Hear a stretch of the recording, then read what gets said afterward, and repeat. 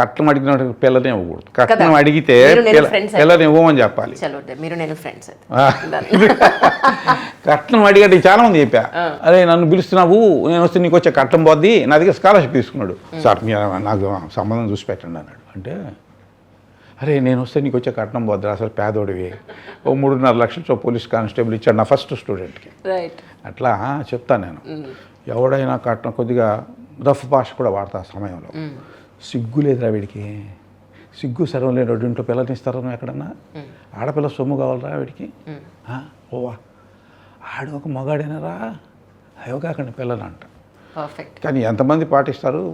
కొంతమంది మాకు తీసుకోరు కట్ట, తీసుకుని మాకు పిల్లని ఇస్తే చాలా అనేవాళ్ళు మంచివాళ్ళు కూడా ఉన్నారు. నిజానికి ఆరోగ్యంగా ఉండి చక్కగా మన ఇంటిని మన వాళ్ళని అర్థం చేసుకుంటూ కలిసిపోయే ఒక గొప్ప ఫ్యామిలీ దొరికితే అదే మహా సంతోషం. ఇంతకు మించి ఏం కావాలి చెప్పండి? అంతకు మించి అడిగేటంటే అసలు పిల్లని ఇవ్వకూడదని అడిగి. నేను చాలా గట్టిగా ఉంటాయి ఈ విషయంలో, ఏదైనా క్లారిటీ ఎక్కువ నాకు. ఈ క్లారిటీలో చెప్పాను, ఆ రోజు చెప్పా ఆయనకి, వీళ్ళ మామగారికి, నేను నా కొడుకులు మగాళ్ళమే కాదు మొనగాళ్ళం కూడా అని చెప్పా. ఈ మాట వాడా. ఆయన అమ్మో ఏంటి ఇట్ట మాడుతున్నాడు అనుకున్నాడు ఆయన. కొంతమంది భయపడతారు నా మాటలు విని, ఈయనేదో నక్సలైట్ స్టైల్లో మాట్లాడుతున్నది అనుకుంటారు కొంతమంది, కానీ కాదు. కానీ సార్ పెళ్ళప్పుడు చెప్పారా మీకు ఇలా కలర్ బ్లైండ్నెస్ ఉందని చెప్పారా మేడంకి? నాకే తెలియదు దాని గురించి, ఆమెకేం చెప్పేది వాళ్ళు చెప్పే వరకు. ఆమెకు అవన్నీ ఏం తెలుసు, ఏం దొరికితే చాలా అన్నట్టుగా ఉందామె.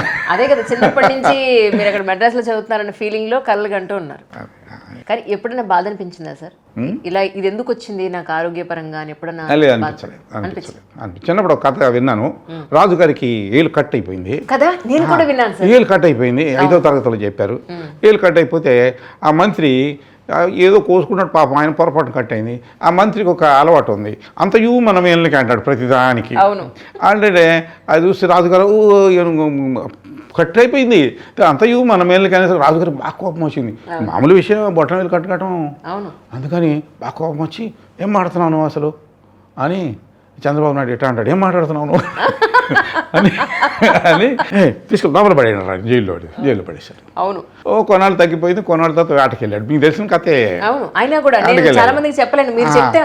రాజుగారు చాలా అందంగా బలంగా బాగుంటాడు. సో అంతా ఏటైన తర్వాత వాళ్ళంతా ఎక్కడికో దూరంకి వెళ్ళారు సైనికులు. ఈయన ఓ చెట్టు కింద పడుకొని నిద్రపోతున్నాడు.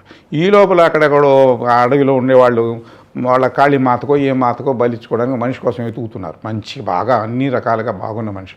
అరే బలి ఉన్నాడు రాని పట్టుకెళ్దామని నోటికి గొడ్లు కట్టేసి కాళ్ళు చేతులు కట్టేసి తీసుకెళ్ళిపోయింది. వాళ్ళ పూజారి ఉంటాడు కదా ఆ కొండల్లో, ఆ పూజారి చూసారు స్నానం భలే బాగున్న మంచిని పట్టుకొచ్చారు, స్నానం చేసి తీసాను. స్నానం చేయించేటప్పుడు చూస్తే ఏం లేదండి, అయ్యో పనికిరాడు. ఆ పర్ఫెక్ట్ మ్యాన్ కావాలి. పర్ఫెక్ట్ మ్యాన్ని మళ్ళీ బలిస్తేనే మనకి మనం అనుకున్నది జరుగుతుంది.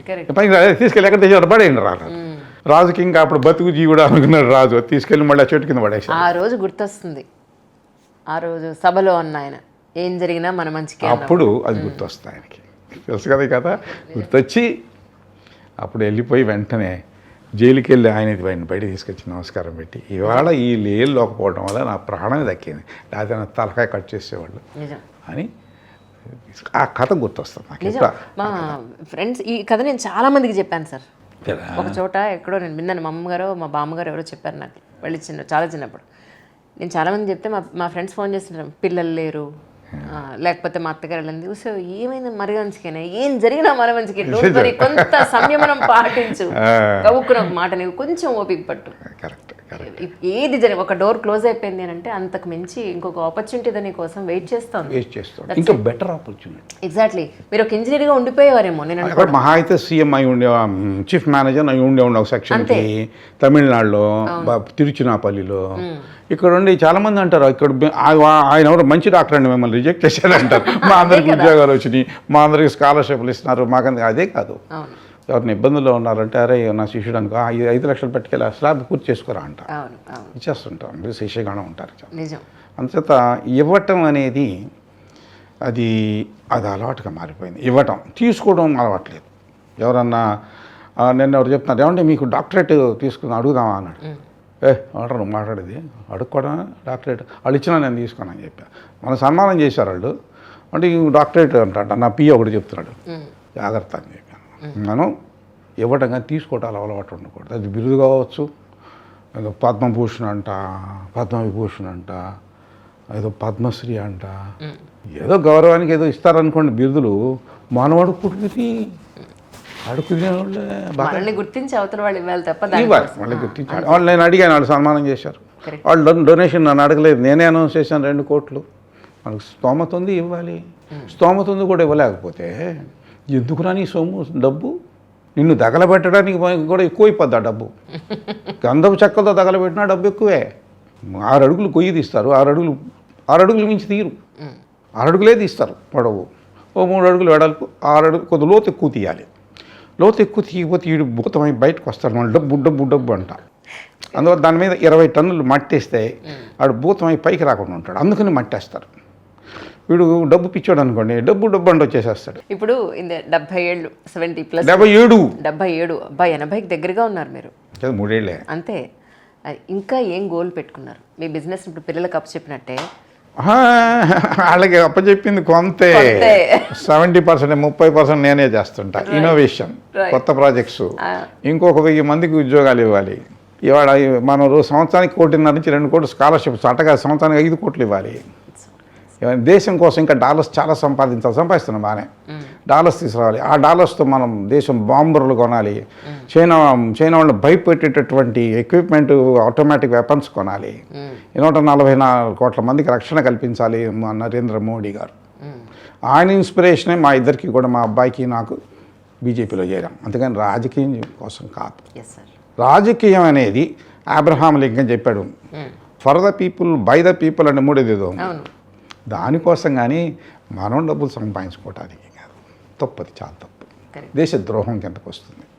రాజకీయాల్లో చేరి డబ్బులు సంపాదించడం అనేది దేశద్రోహంతో సమానం, దేశద్రోహంతో సమానం అది. కానీ మీలాంటి వాళ్ళని కలిసినప్పుడు నిజంగా ఒక మెంటల్ సాటిస్ఫాక్షన్ ఉంటుంది సార్. నాకు స్పోర్ట్స్లో ఉద్యోగం రాలేదు కాబట్టి మీడియా వైపు వచ్చాను. ఆ స్పోర్ట్స్ ఎన్నాళ్ళు నాకేం చేయలేదు అని ఆ డోర్ క్లోజ్ అయిపోయింది. మీడియాలో స్టార్ట్ చేశాను 20 ఏళ్ళుగా. నేను I was national athlete sir. అందులో ఉద్యోగం రాలేదని కోపంతో ట్రాక్ మార్చుకున్నాను మీడియాలోకి.